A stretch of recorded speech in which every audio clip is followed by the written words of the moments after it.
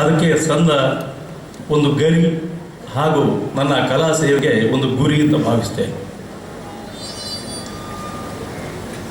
ಸಂಪಾಜೆಗೆ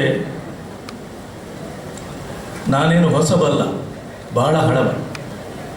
ಹೆಚ್ಚಿನವರಿಗೆ ಗೊತ್ತಿರಲಿಕ್ಕಿಲ್ಲ. ಸುಮಾರು 40 ವರ್ಷಕ್ಕೆ ಮೊದಲು ಇದೇ ಸಂಪಾಜೆಯಲ್ಲಿ ನಾನು ಯಕ್ಷಗಾನ ಹಿಮ್ಮೇಳವಾದನ ತರಬೇತಿ ಶಾಲೆಯನ್ನು ಸ್ಥಾಪನೆ ಮಾಡಿದ್ದು. ಹಲವಾರು ಮಂದಿ ಶಿಷ್ಯರಿದ್ದರು. ನನಗೆ ಕ್ರಮೇಣ ಏನಾಯಿತು ಅಂತ ಹೇಳಿದ್ರೆ, ಮೇಳಗಳ ಒತ್ತಡದಿಂದಾಗಿ ಬೇಸಿಗೆಗಾಲದಲ್ಲಿ ಪಾಠ ಮಾಡುವುದು ಕಷ್ಟ. ಹಾಗಾಗಿ ಅದನ್ನು ಅರ್ಧಕ್ಕೆ ನಿಲ್ಲಿಸಬೇಕಾಯಿತು. ಮಂಡ್ಯಚೆರೆ ಕರೆ ಬಂತು. ಆ ಸಮಯದಲ್ಲಿ ಕರ್ನಾಟಕ ಮೇಳಕ್ಕೆ ಮಂಡ್ಯಚೆರೆಗೆ ಸಾಥಿಯಾಗಿ ಮೃದಂಗವಾದಕನಾಗಿ ಹೋಗಿದ್ದೆ.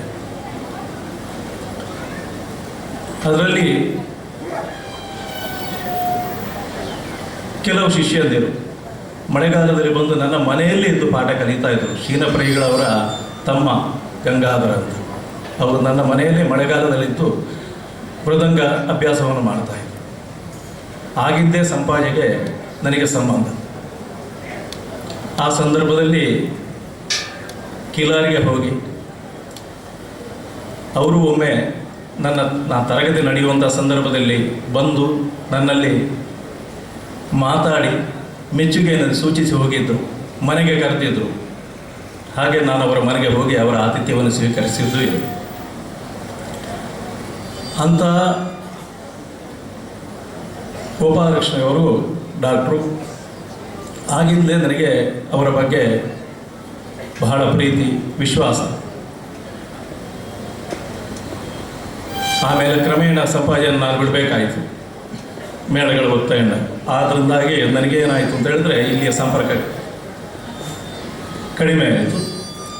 ನಂತರವಾಗಿ ಈಗ ನಾನು ಹೇಳಿದರೆ ಗೋಪಾಲಕೃಷ್ಣಯ್ಯನವರು ನೇಪಥ್ಯದಲ್ಲಿದ್ದು ನನ್ನನ್ನು ಇವತ್ತು ಸನ್ಮಾನಿಸಿದ್ದಾರೆ.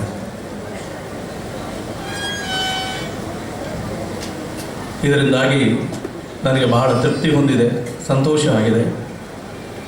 ಮುಂದೆ ಕೂಡ ಕಲಾ ಜೀವನವನ್ನು ಸಾಗಿಸುವಲ್ಲಿ ನೀವು ನನ್ನನ್ನು ಹರಸಬೇಕು. ಶ್ರೀ ಗುರುಗಳ ಮಾರ್ಗದರ್ಶನ, ಆಶೀರ್ವಾದ ಸದಾ ನನ್ನ ಜೊತೆಯಲ್ಲಿ ಇರಬೇಕು. ದೇವರ ಅನುಗ್ರಹ ನನ್ನಲ್ಲಿ ಇರಲಿ. ಕಲಾ ಜೀವನವನ್ನು ಮುನ್ನಡೆಸುವರೇ ಇದು ದಾರಿದೀಪ ಆಗಲಿ ಅಂತ ಭಾವಿಸ್ತಾ ಸನ್ಮಾನಕ್ಕೆ ಉತ್ತರ ಎಂಬಂಥ ಈ 2 ಮಾತನ್ನು ಕೊನೆಗೊಳಿಸ್ತಾ ಇದ್ದೇನೆ. ಯಕ್ಷಗಾನ ಕೇಳ್ತೇನೆ. ಜೈ ಹಿಂದ್. ಮುಂದೆ